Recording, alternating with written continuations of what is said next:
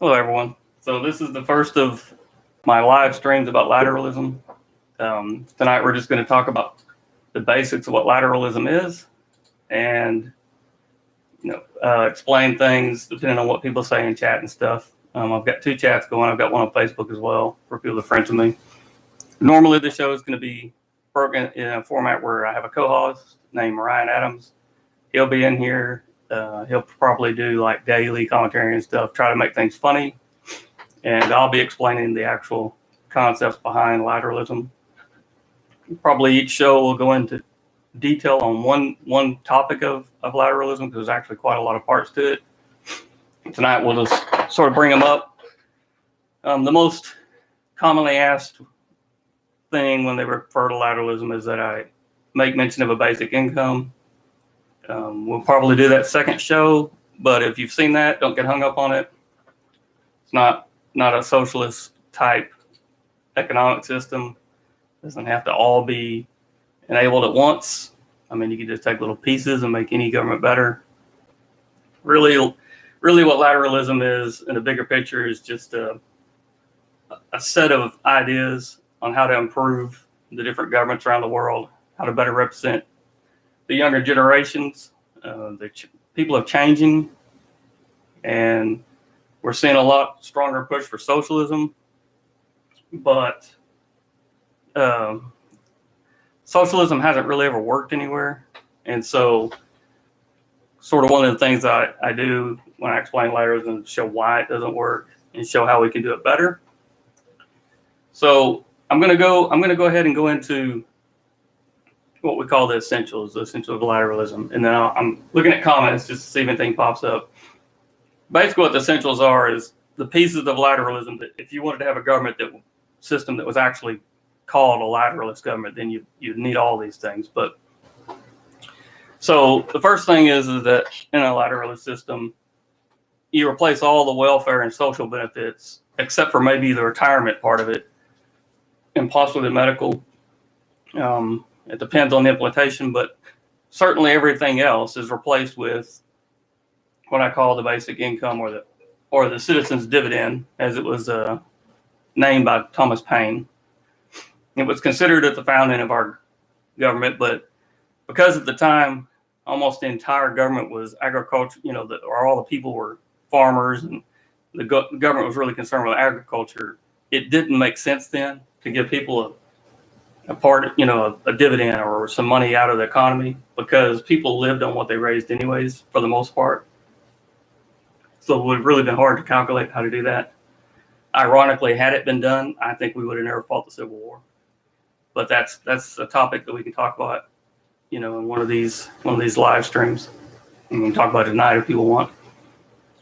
The second part of lateralism is that the tax rate has to be flat. It has to be controlled. And the reason why I say has to be is because lateralism is a core set of properties that rely on ratios.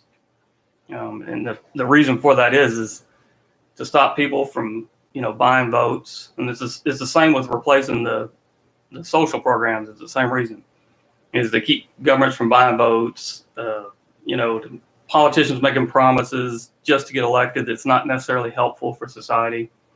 And what I've done is I've worked out through a lot of complicated math scenarios. I've worked out sort of the ratios that people expect. So like in every society, people expect a certain level or standard of living to happen.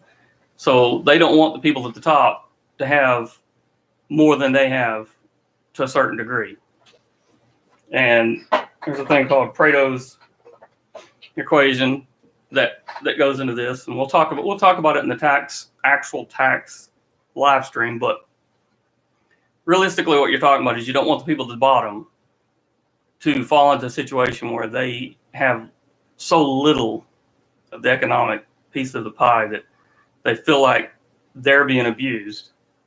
And at the same time, you don't want, the distribution to get out of control so that everybody's basically working for the top, which is what we're starting to see a lot in the world. And there's a lot of people who have a problem with it.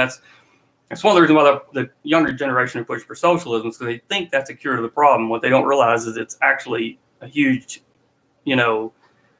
factor in why the problem ever started.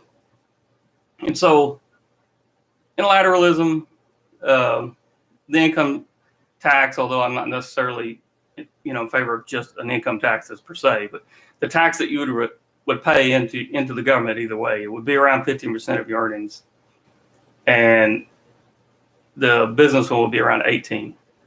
Now, it sounds kind of high to some people, but the actual rate that the middle class American pays right now is around 27%. So it's actually lower in the long run.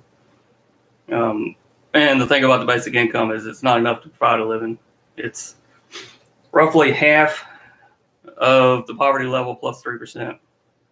And again, all these things, there's a reason why I've chosen the way they have. Another part of lateralism is the military doctrine. It has to be one of a defensive nature. America, probably more than any other country in the world right now, has long had a really aggressive type military doctrine. It's basically hit them before they hit us. I think it wastes a lot of money. I do believe that you have to pay into the military industrial complex, which, a lot of people say, well, you got to get rid of. Well, you can't get rid of these things, right? One of the things about lateralism is it's based on balance and actually working out what can be done and what can't. And so, the biggest thing about switching to defensive is that we would put a lot of bases on the borders, which would also solve, one of the biggest voting problems of the day, is how to secure our borders. Well, if you had a base every 25 or 50 miles, you wouldn't even need a wall or anything else. Your border would be secure. I mean, that's probably a tighter fence, or a hypothetical fence than what they use in actual military situations often.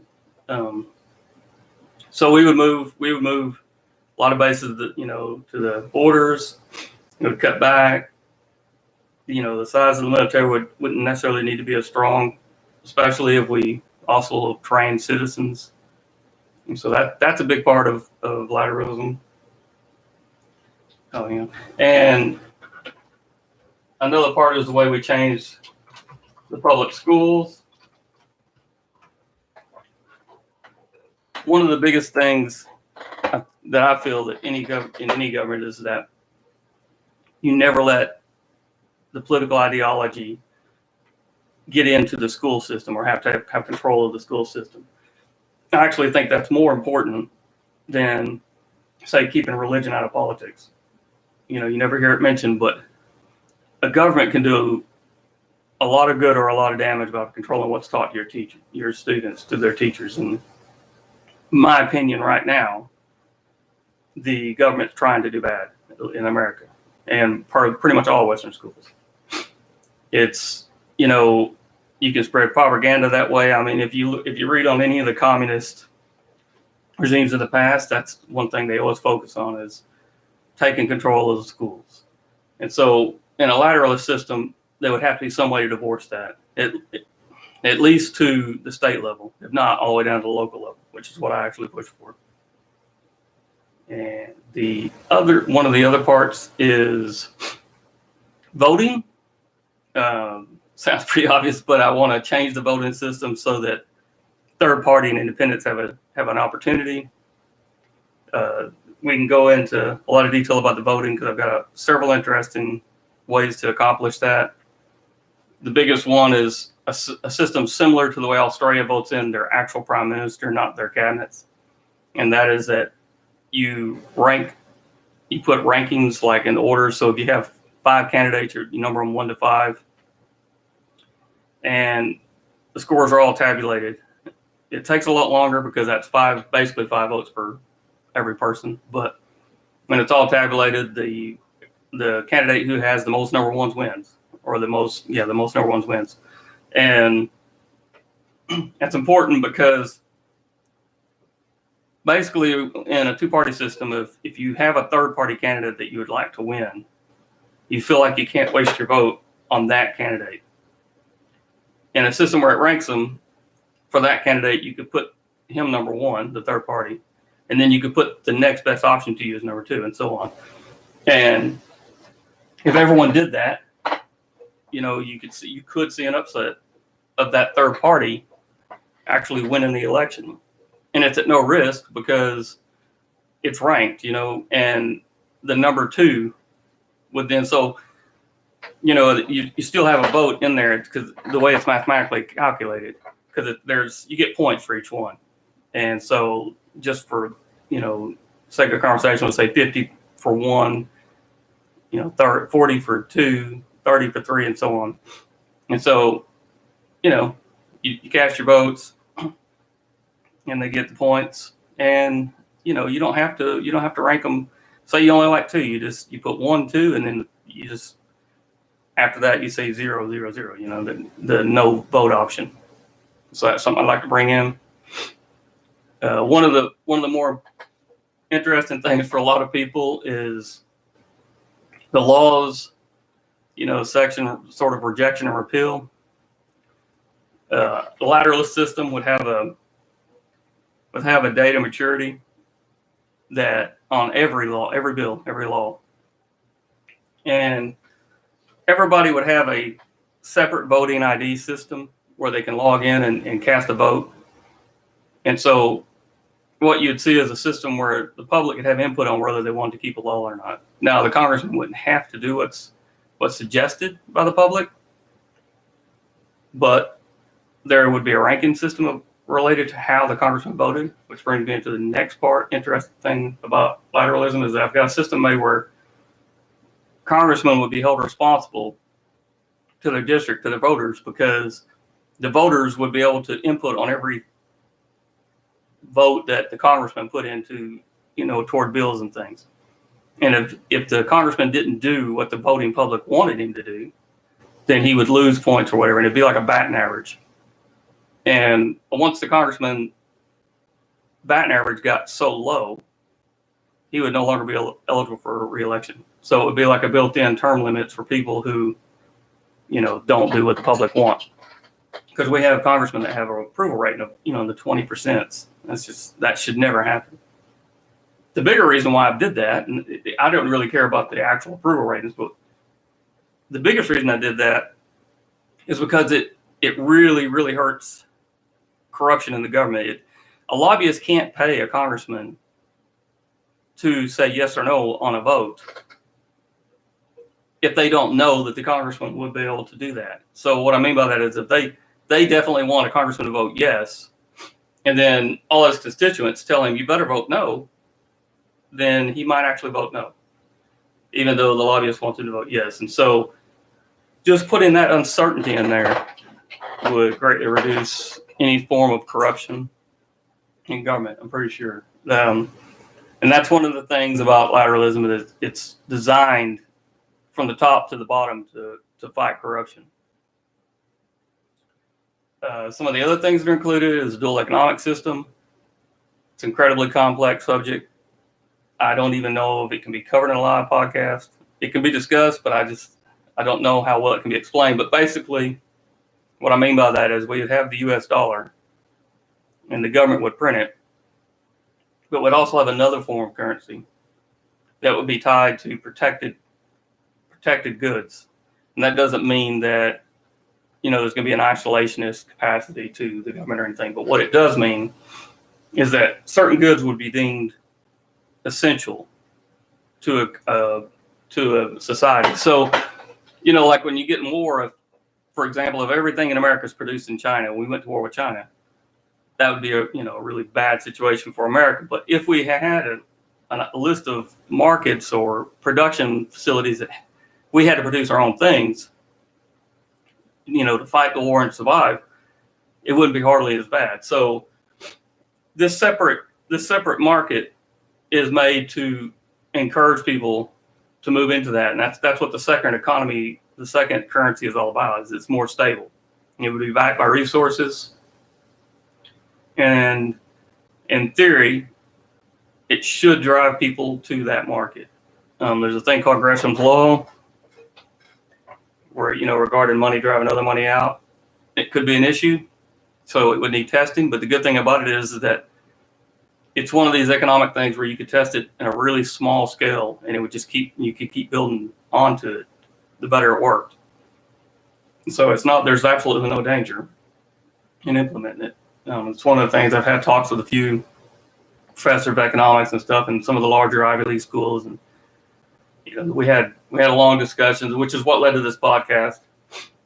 And pretty much we all came to the agreement that even if they had completely contrasting economic philosophies, so say that the U.S. was using some variant of Keynesian economics, which is a monetary-based policy. So basically, you put money in and to the economy or out of it if you want to change things, and you sort of force inflation to make the government, make people keep spending, keep the money flowing over, make sure people don't save money.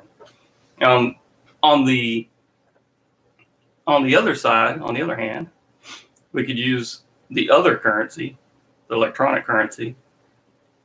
You could actually have it. You could have someone in charge that was an Austrian economist, for example. Basically, that you don't do anything. You just evaluate the market and make predictions about need, based on what happens.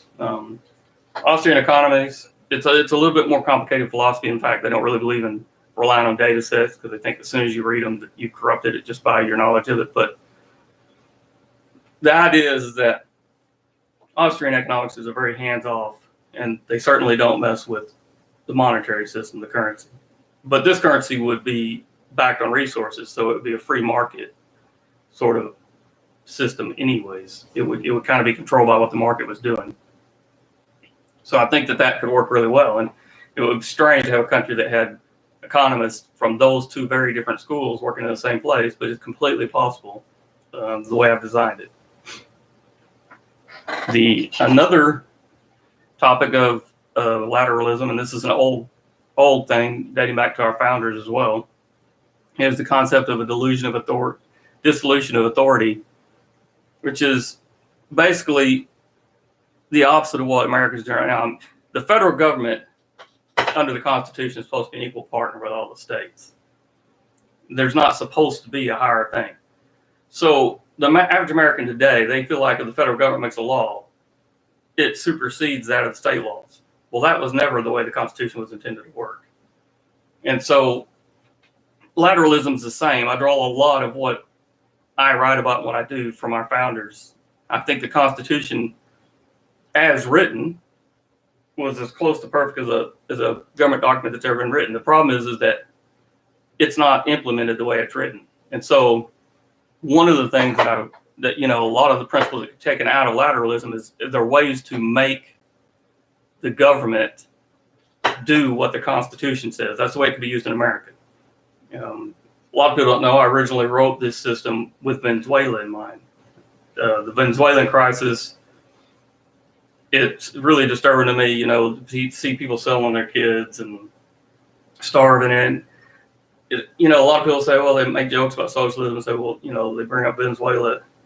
It's never been in my heart, to do that. And the reason is because there are a lot of people in Venezuela that voted for the socialist government, but that's only because they had been indoctrinated under, the Cuban influence, and they really didn't know any different. All the young people practically voted against it, yet they're still having to live in it. And Venezuela has the largest oil reserve in the world, which means theoretically they're one of the richest countries in the world. Yet they have people eating out of garbage cans. And so, I've always been against socialism, but seeing the thing unfold in Venezuela, I've been watching it from the very beginning, years now. And I just knew that it was on a collision course for disaster. And I made systems of how to plot the demise of societies. In the future, I'll write a book about that. But I've realized there's key signs that you can always see. And so I've kind of reverse engineered everything that I think the problem in the world, and that's what lateralism is all about. And so that's what the delusion of authority is about. This delusion of authority, can't say it, is to make it more so that in your general life that your local government's the most important, and then the next most important is the state, and then the federal government, that sort of thing. It's I think that I don't believe in a world where the federal government should be able to tell all the states what they do. And the reason why is you see it all over America right now, and you see it in England, you see it in lots of places, but we are a country divided right now. And the only thing that's dividing us, if you really are honest with yourself, is the federal government. Because if one state is almost entirely, let's use the word liberal, although I prefer modern socialist, if it's a completely red state, as they say, or a blue state, right, then they're all unified in what they want. So left to their own vices, they would just do that. So like California would just be California. They would do Californian things, and it wouldn't matter. The same token, Texas would just do Texas things, and it wouldn't matter. But what happens is you get the federal government in the middle, and they say it's got to be one way or the other, and it's all or nothing. And so suddenly Texas has to be like California, or California has to be like Texas, even though nobody there wants that. That's not the way our government's supposed to work. Our federal government's just supposed to be there to arbitrate between states that have a problem that can't reconcile. And so in lateralism, I would be trying to set up laws that made that more possible. All right. And probably the last big concern is there would have to be, in lateralism, I would be looking for ways to separate the media collusion with the government. I believe in a free media. I don't think it should be censored. I don't believe in any kind of freedom of speech violations. But at the same time, there has to be ways to get the media biased out of government. In America right now, we have almost 100% bias in favor of the Democratic Party. Something that should never occur. Should legally not occur. It shouldn't be allowed to occur. And so you get into the concept of how do you make it illegal? How do you make it a criminal offense? And that's actually quite difficult. I spent a lot of time thinking about that. Because without impinging on free speech, how do you control the media? Well, it turns out the more you read about it and the more you search, it's not a coincidence that the media is supporting the Democratic Party. It's because a lot of there's people that are married. I mean, a lot of people that are married that are in Congress, they're married to media people, and vice versa. Huge amounts of money going back and forth, and I do mean back and forth. It's not just large media paying into the government, but the government actually gives these media sources, they'll pay them to do events, they give them breaks, they give them kickbacks of all natures, and so that's the kind of collusion that has to be broken. I mean, if 9 out of 10 major media sources want to support the Democrats, there's nothing you can do about that. But what you can do is have a push so that at least there's a measure to tell you how biased they are and to keep them from directly making plans with one party or the other. All right. So those are the essentials. Those are the essentials of life. I'm sorry, just answer the thing here. And what we're trying to do here is, in a nutshell, is we're trying to make a system of government that fights globalism, and fights big banking, socialism/communism, corruption, and tries to move central banking more in the direction of the people. The reason I say that is because if you try to just cancel central banking, you'll be dead. And that's the reality. I don't know why JFK was killed. It doesn't really matter to me anymore, but it is feasible to believe that when he gave a speech against central banking cartels and he was killed a few days later, I don't know the exact amount, that there could have been a relationship there. That could have been one of the reasons. I know for sure that either way, if you try to kill all central banks, you're going to be wind up dead. I just know that. And so what we do is we try to find balance. But the biggest thing I wanted to get out of all this and get it out there right away in the first podcast is that lateralism is a lot more than this. See, this is why I don't have a party. It's a complete ideological shift in the way you look at politics.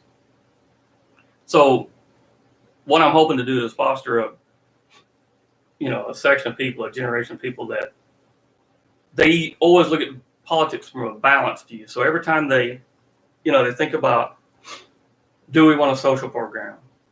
Then they think, how will I pay for that? And how will this actually affect the people who are on the social program and also the people who have to pay for it? Because that doesn't happen right now. We get told, half the story all the time. The other thing I wanted to do was sort of instill into younger people that they don't need the government at all, like how to be self-sufficient, how to have what used to be called victory or freedom gardens. You garden with your own food, you eat your own real food. You don't need to worry about, the big companies like the ex-company Monsanto. You focus on taking care of your homestead, which is what America was built originally. And this means pushing traditional life. I do trad life videos. It's not popular on Twitter. One of the biggest promoters of trad life, in my mind, was Wife of the Purpose, Ayla. She got labeled racist for it, and all she was really trying to do was say that we want to stick to our heritage and our roots. Sort of be more in the nuclear family, put more importance on, marriage, sort of the concept that the man built a house, the woman built a home, that sort of thing. So for me, lateralism is about pushing these sort of ideas, being back to the family, back closer to producing for your own, not so much materialistic anymore. Trying to think of, balance in all things. In Buddhism, there's a huge focus, of course, on balance. I mean, it's a big part of what it is. I don't particularly push any specific religion with lateralism. It's in a Christian country. I think you should be pushing Christianity. I think in a Hindi country, you should be pushing Hinduism. So in America, I think we should be pushing Christianity. But I'm not, it's not something I'm ever going to talk about. I'm not really going to get into scripture, but I do think there should be a religious aspect, or at least a objective moral code focus in anybody's lives in lateralism. One of the biggest for me, the biggest philosopher in our time is Stefan Molyneux. He's tried to create his own moral code. It's something that he believes should be pushed for instead of a religious moral code. I think it's called universal preferable behavior, if I remember correctly. It's been a while. I love Stefan, but it's been a while. It's a free download, and it gives you an idea of what a objective moral code can be. And the thing about morals is that they have to be objective. They can't be subjective. And so that's the kind of thing that I push as well in lateralism. So I mean, that's what it is, in a nutshell, is anti, all the bad isms, and pushing a balanced moral, way of life that's based around family and sort of taking care of local before, the sort of theoretical problems.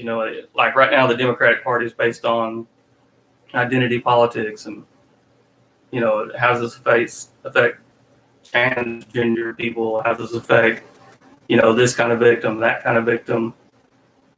And I think that identity politics are completely bad in pretty much every sense. I think they're at the heart of racism. I think that any established systematic racism comes from identity politics. I think that's why the Democratic Party has always betrayed the minorities, even though the minorities have been convinced that it's in their interest. So this is the sort of thing that we're trying to get away from. So that's the core. That's the core of lateralism. Normally, this would be a section we'd break out of explaining. It would normally be a single topic item, like, today could have been voting methods or media collusion or whatever. And then we would have kind of broke into, say, various, like examples and try to have some fun with it. I don't know. I'm not sure what happened to the co-host Ryan. I think he must have ended up going to work, which is fine. And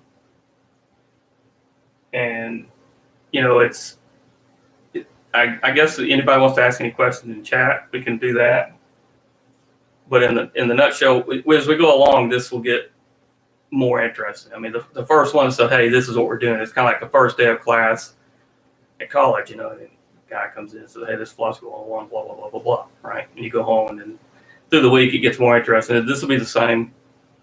I mean, one of the first things we'll have to get into, without a doubt, will be the basic income, because I would say that lateralism is closest to classical liberalism. If you don't know, that's pretty ultra conservative. A lot of people think it's not, but that's what it would be.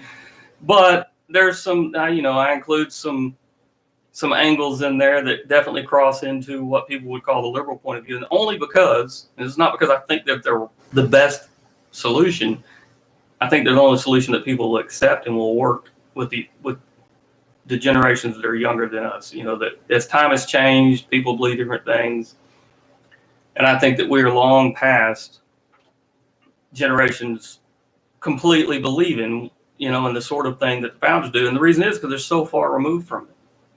I mean, the founders were farmers, and they were very religious, despite all this deist and all this nonsense talk you see now. They weren't deists. And even if you are deist, you can be a deist and Christian at the same time. They were very much Christians, the fundamentalist Christians by a modern view. They were farmers, most of them. And so they were just a kind of, work with your hands and your soul kind of people. And people nowadays can't relate to that because, social media, it's almost like everybody's life is the urban lifestyle. Nothing's obscure to you anymore. These guys, a long time ago, they would have heard of Thomas Jefferson and some of the bigger people because they had a lot of money, and they were, the societies in those areas revolved around the one rich person or the three rich people or whatever. But like, they would have never heard of a guy like Thomas Paine, who was an atheist and basically went against everything that they believed in. Thomas Paine was widely disliked and even rumored to be hated by many of the other founding fathers. But he had an opinion, and he had a way of communicating it, which was difficult back then. And he wrote some pamphlets and things that did really well, Common Sense and stuff. And because he did, and because people took to it, mostly city people, he had a voice. And so I think one of the biggest things in society today now is that people feel like they have a voice now. And that was one of the reasons why I've got the section about being able to vote on laws and affect them. And so this isn't something that, I've spent a little of time and just came up with something to do it together.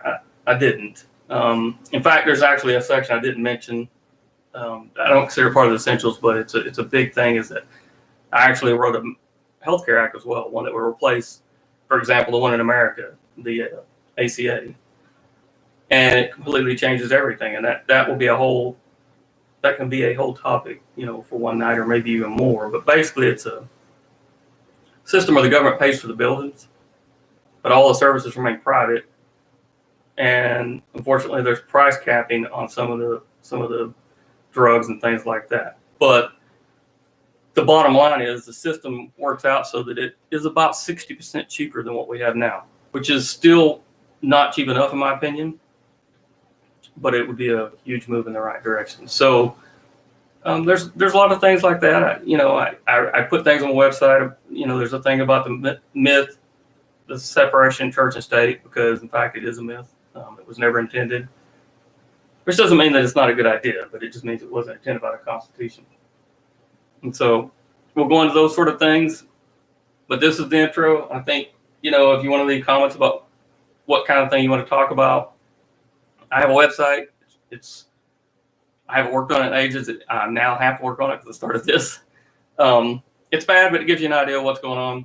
It's lateralism.org. I'll put the link in the comments. And what we'll do is, you can put comments in here about which subject you want to talk about. I can talk about any given day. I'll also be rounding up guests, and I don't know, we might have debates about it, or we might just have talks about it about given subjects. I do public debates, which is why a lot of people don't know me. That I've been to a lot of the events that you see with the social media people. I know a lot of the social media people. And it's kind of odd to a lot of people when they see me at events because they're like, "Who is this guy?" And that's because I do public debates with politicians. I write bills.